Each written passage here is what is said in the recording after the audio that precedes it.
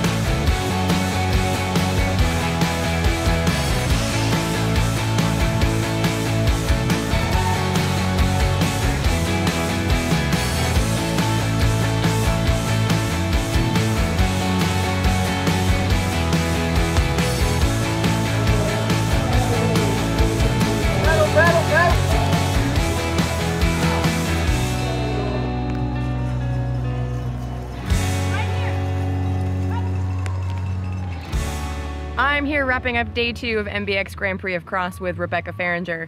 Becca, 3rd place on the day and clinching the overall series title. Yep. Take me through your race today. Katie Keogh kind of took off early, similar to what we saw out there yesterday. Looked like you had a little trouble with your start and had to fight your way back. What happened at the beginning of that lap? Well, it rained today. Yesterday it was dry. We ended up running mud tires, but had to go high pressure for the routes. So I was set for the trail, but didn't expect the grass to be as slick as it was, and with the high pressure, my mud tire did nothing to help me. I tapped my brakes at the wrong time, lost my bike. I was down on the ground, hunkered down, and I just yelled, "Please nobody hit me!" as the field goes on either side.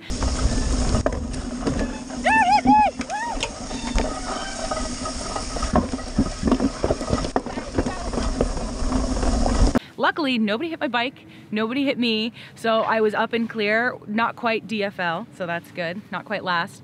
Fought through the field and honestly was just thinking it's gonna be good to finish, and somebody said, get that last spot, it's the last podium spot, and somehow managed to stay on the podium despite a pretty big mistake at the start, so I was really, really happy about that.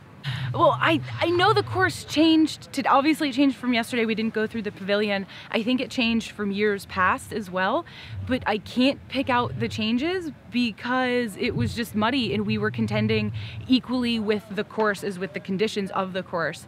And it's tricky in this situation because parts were slick mud, which nobody expected the sandy ground here to get slick, but it was. The slick mud like we've never seen it in combination with the tough roots. And you had to really choose your tire treads and your tire pressures to match the scenarios and don't flat on the roots, but have enough traction for the climbs and the slick corners. So pre-rides were important, and this is an NBX like I don't think anyone has ever seen.